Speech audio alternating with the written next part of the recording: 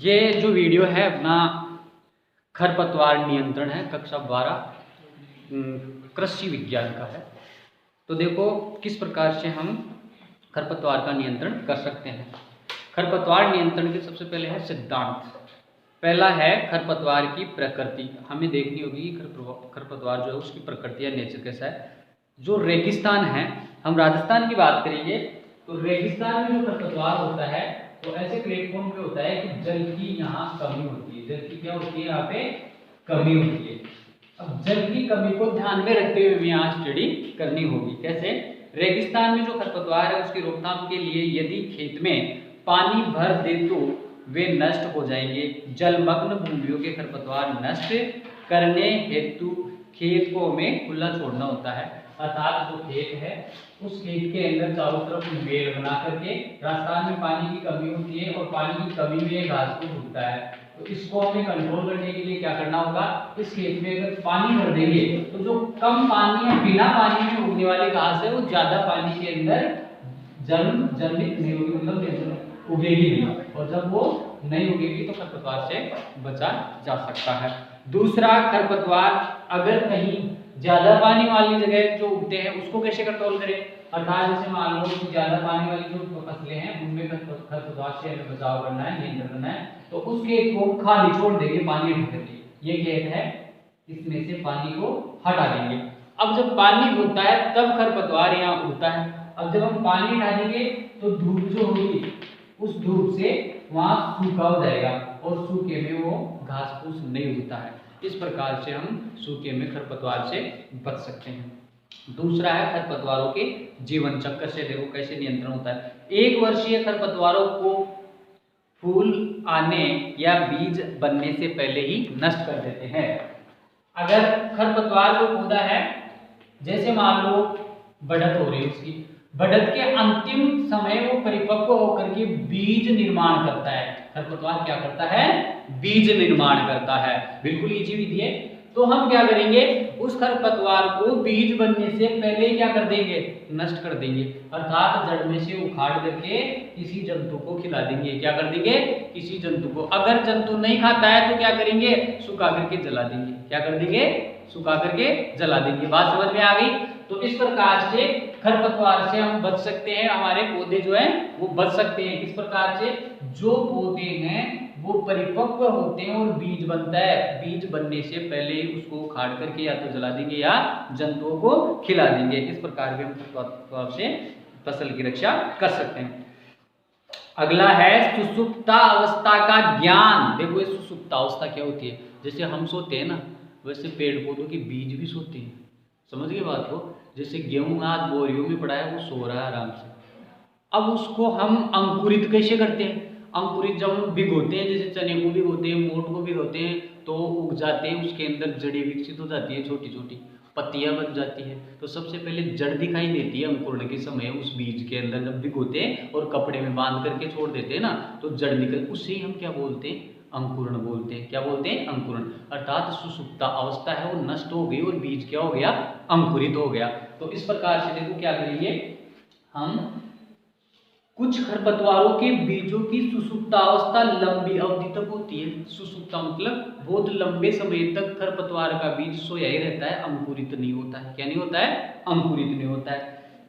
तो वो भी एक प्रकार से खरपतवार से बचाव ही हो गया। जैसे मान लो कोई बीज है यहाँ, ये खरपतवार या घास का बीज तो 5 साल तक उगेगा ही नहीं। क्या नहीं होगा? उगेगा ही नहीं। तो 5 साल तो फसल कम से कम ढंग से होगी ना।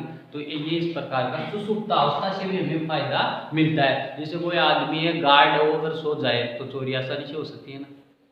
तो वैसे ही ये क्या है, खरपतवार का बीज है, अगर सुषुप्ता अवस्था में लंबे समय तक रहता है, 5 साल सुषुप्ता है मतलब 5 साल ये अंकुरित नहीं कर सकता, उग नहीं सकता, तो कम से कम 5 साल तो फसल ढंग से होगी, अर्थात फसल को कोई हानि नहीं होगी। तो सुषुप्ता से भी हमें क्या होता है, फायदा होता है। खरपतवारों की सहनशीलता। चौड़ी पत्ती वाले खरपतवार 2 से 4 डिग्री प्रयोग से नष्ट हो जाते हैं, किंतु सक्रिय पत्ती वाले खरपतवार नष्ट नहीं होते हैं। इसलिए इन शाकनाशी रसायनों का प्रयोग करके दलहनी, तिलहनी आदि चौड़ी पत्ती वाली फसलों में नहीं किया जा सकता। अगला है जनन विधियां। कुछ खरपतवार जो बीज द्वारा ही जनन करते हैं, जैसे जंगली चौलाई है, जवासा है, कृष्ण नील है, सत्यानाशी, प्याजी आदि। अतः इनके पौधों को यदि बीज बनने से पूर्व ही नष्ट कर दिया जाए तो खरपतवार की रोकथाम संभव है, अर्थात जनन विधि के अंदर ध्यान दें। तो ये बात मैंने वैसे पहले भी बता दी है कि जो खरपतवार या घास है वो परिपक्व होता है, उससे पहले ही उसको उखाड़ करके या तो जला दो सुखा करके या किसी जंतु को खिला दो। तो इस प्रकार से हम खरपतवार से पौधों को, फसल को बचा सकते हैं। तो इसको हम जनन विधि भी कहते हैं। क्या कहते हैं? जनन। जनन से पहले ही पौधा जनन करता है खरपतवार का, उससे पहले ही उसको क्या कर दो? नष्ट कर दो, जिससे ये बीज अगली फसल में नहीं जाएंगे और अगली फसल को हम आसानी से खरपतवार से बचा सकते हैं। आगे देखिए, उन्नत सस्य विधियों द्वारा खरपतवार नियंत्रण। उन्नत सस्य विधि का मतलब उन्नत किस्म की कोई फसल उत्पन्न करके भी हम क्या कर सकते हैं? खरपतवार से बच सकते हैं। जातीय उपयुक्तता, ऐसी जातियां उगानी चाहिए जो क्षेत्र की मृदा व जलवायु के अनुकूल हो। इससे फसल का अंकुरण बढ़वार अच्छी होगी तथा वह खरपतवारों से पहले निकलेंगी। देखो ये कितनी अच्छी बात है। मान लो कि आपका खेत है, उन्नत किस्म जो वर्ड आया यहाँ को इसलिए है, एक खरपतवार का बीज पहले से अपने खेत में है, एक खरपतवार का बीज पहले से अपने खेत में है और हमने क्या किया? उन्नत किस्म का कोई गेहूं ले लिया, उन्नत किस्म का गेहूं लेके इसके पास में लगा दिया।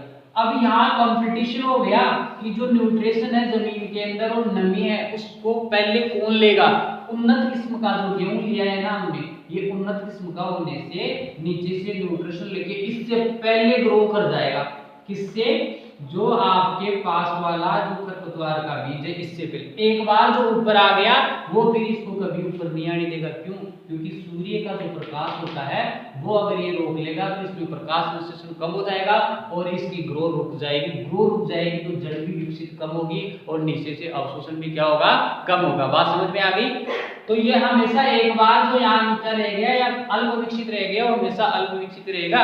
और अगर कहीं अगर अपनी किस्म कमजोर है या किस्म मान लो कि गेहूं की कमजोर किस्म ले ली तो उसकी बढ़वार जो है वो कम होगी। खरपतवार अगर ऊपर आ गया अपनी फसल के तो खरपतवार ही खरपतवार दिखाई देगा, फिर फसल दिखाई नहीं देगी अपनी फसल के अंदर। बात समझ में आ गई? इसलिए उन्नत किस्म का प्रयोग करके भी हम खरपतवार से सुरक्षा कर सकते हैं अपनी फसल की। नेक्स्ट पॉइंट है बोने की तिथि व पौधों की संख्या।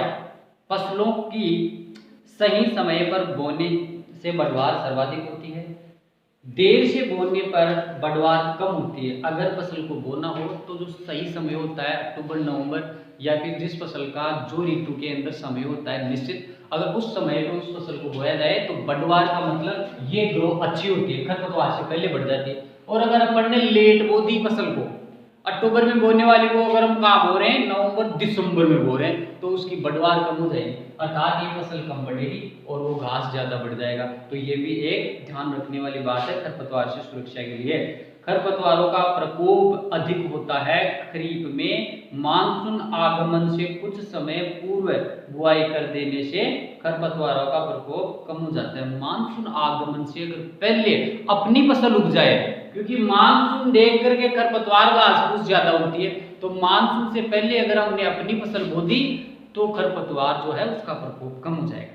कटाई व छटाई, निराई गुड़ाई हम अच्छे से जानते हैं। जब गेहूं बो देते हैं तो उसके अंदर हम निराई गुड़ाई अर्थात चुन चुन के या फिर किसी कृषि उपकरण की सहायता से हम खरपतवार को हटा देते हैं। आगे देखो फसल चक्र क्या है। फसल चक्र से भी हम खरपतवार से बच सकते हैं, अर्थात पौधों को बचाया जा सकता है। कुछ खरपतवार फसल विशेष में ही उगते हैं और यदि किसी खेत में लगातार वही फसल ली जाए तो उसमें खरपतवारों को फैलने में सहायता मिलती है। एक ही एक फसल अगर उगाएंगे तो खरपतवार उगने की संभावना ज्यादा रहती है। अतः ऐसे खेतों में फसल चक्र में बदलाव कर खरपतवार नियंत्रण किया जा सकता है, वीड्स को रोका जा सकता है। अपन ये अपना खेत है, इसमें हर साल जब गेहूं की सीजन आए, गेहूं बो रहे, तो अर्थात गेहूं में जो उगने वाला कचरा है वो ज्यादा विकसित हो जाएगा और गेहूं वाला खरपतवार ज्यादा विकसित होने से हमारी गेहूं की फसल जो है हर साल कमजोर हो जाएगी। और दूसरी यानी एक ये भी होती है, गेहूं की फसल जो नीचे से पोषण ले रही है वो हर साल गेहूं ही लेता रहेगा, तो फिर गेहूं के जो विकास होने की कैपेसिटी वो भी कम हो जाएगी। इसलिए गेहूं की जगह दूसरी साल क्या बोना चाहिए, सरसों बोना चाहिए। क्या बोना चाहिए, सरसों। तो ये फसल चक्र अपना करके भी हम इस खरपतवार या घास फूस से बच सकते हैं। अगला है मृदा जल संबंध।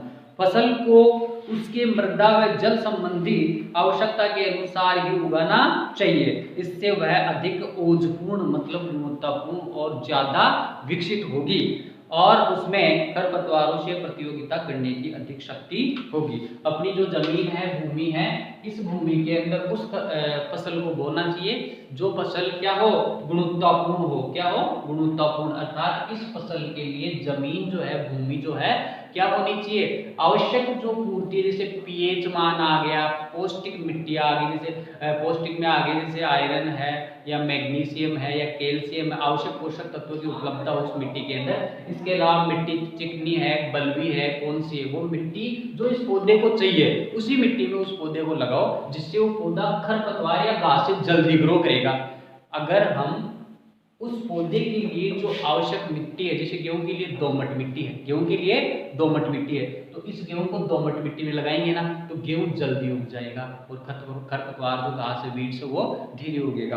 तो इस प्रकार से भी हम खरपतवार से बचा सकते हैं अपनी फसल को। अगला है अंतराशस्य। जिन फसलों में कतार से कतार की दूरी अधिक होती है तथा आरंभिक बढ़वार भी धीरे हो, ऐसे खेतों में खरपतवार तीव्रता से बढ़ते हैं। ऐसी परिस्थितियों में कतारों के बीच तेजी से बढ़ने वाली व कम समय में पकने वाली फसलों का अंतराशस्य कर खरपतवार को रोका जा सकता है। कई बार हम क्या करते हैं, कतार में फसल लगाते हैं, तो जो कतार, ये कतार का मतलब हो गया लाइन के अंदर, जैसे मान लो ऐसे लाइन में फसल लगा रहे हैं, एक ये आ गई, एक ये जो बीच वाली लाइन है इसमें ज्यादा जल्दी बढ़ने वाली फसल को लगाएं, जिससे क्या होगा, खरपतवार से बचाव हो जाएगा। मृदा उर्वरता। यदि यह सर्वविदित है कि पोषकों से युक्त मृदा में फसल व खरपतवार दोनों ही तेजी से उगते हैं। यदि खरपतवारों को एक बार नष्ट कर दिया जाए तो फसल पोषकों के उपलब्ध होने के कारण, देखो होता क्या है, जो अपनी लैंड है, जमीन है, खेत है, उसके अंदर पोषक तत्व नीचे होते हैं। मैंने पहले बात की, जमीन की जो ये ऊपर वाली सतह होती है उसमें पोषक तत्व होते हैं। इन पोषक तत्वों को अपनी फसल भी लेती है और खरपतवार, दोनों में प्रतिस्पर्धा हो जाती है, मतलब कंपटीशन हो जाता है। तो उनमें से जो पौधा ज्यादा शक्तिशाली है या ज्यादा गुणवत्ता वाला है वो उन पोषक तत्वों को ज्यादा लेगा। तो अपनी जो फसल है अगर उत्तम किस्म अपन ले रहे तो वो अवशोषित करके और जल्दी विकसित हो जाएगी। ये मृदा की उर्वरता पे डिपेंड करता है। मृदा की पीएच अर्थात मृदा की अम्लीयता है या क्षारीयता है। कुछ खरपतवार अम्लीय या कुछ अन्य क्षारीय मृदा में भी उगते हैं। इस क्षमता को खरपतवार की क्षमता कहते हैं। अतः बुआई पूर्व ऐसी मृदाओं को बुझे हुए चूने से, देखो कई खरपतवारों के लिए क्या होता है कि मान लो कि कोई घास है वो अम्लीय, कौन सी में, अम्लीय भूमि के अंदर ये घास उगती है, कोई भी एक घास है वो अम्लीय में उगती है, तो हम क्या करेंगे, इस अम्लीय को उदासीन करने के लिए इस पर चूना, क्या छिड़काव कर देंगे, चूना। चूने का जो पानी होता है उस चूने के पानी का एक दिन छिड़काव करने से अम्लीयता क्या हो जाती है, उदासीन हो जाती है। और जब ये अम्लीयता उदासीन होगी तो अम्ल में उगने वाले खरपतवार जो है वो नहीं उगेंगे और केवल अपनी फसल ही उगेगी। इस प्रकार से भी हम खरपतवार से सुरक्षा कर सकते हैं। नवीन कृषि क्रियाएं, आज की जो नई कृषि करने की जो नीति है ये भी खरपतवार से फसल को बचाती है। जैसे शून्य व शून्य कृषि क्रियाओं जैसी विधियों को अपनाकर गेहूं के क्षेत्रों में आइसोप्रोटोयूरोन रोधी गुल्ली डंडा जैसे खरपतवारों को नियंत्रित किया जा सकता है। दूसरा लास्ट पॉइंट है खरपतवार नियंत्रण का 10वां पॉइंट है छाया करना। कई फसलें अंकुरण के तुरंत बाद तेजी से वृद्धि करती है, जिससे कतारों के बीच की जगह भर जाती है और वह खरपतवार नहीं निकल पाता। देखो जैसे हमने कतारों में फसल लगाई तो वो बहुत तीव्र ग्रो वाली फसल होनी चाहिए, तो जल्दी से जल्दी जब ये पौधा इस लाइन के अंदर विकसित हो जाएगा इस प्रकार से, तो होता क्या है ऐसे, देखो कितना इजी है। अगर हम किसी लाइन में पौधे को लगाते हैं और ये खाली जगह, ये अगर पौधे जल्दी से अपनी फसल के बढ़त कर जाएंगे, ग्रोथ कर जाएंगे, तो बीच वाली जगह में छाया हो जाएगी। क्या हो जाएगी? छाया। यहाँ छाया होने से सूर्य का प्रकाश नहीं आएगा यहाँ पे, और आपका जो घास फूस है वो अंकुरित नहीं होगा। तो इस प्रकार से लाइन में जो फसलें लगाते हैं वो इस प्रकार से लगाने के बाद जल्दी ग्रोथ कर जाएगी अपनी फसल, तो बीच में छाया होने से पौधा अंकुरित नहीं होगा। इस प्रकार से हम खरपतवार नियंत्रण कर सकते हैं अपनी फसल के अंदर।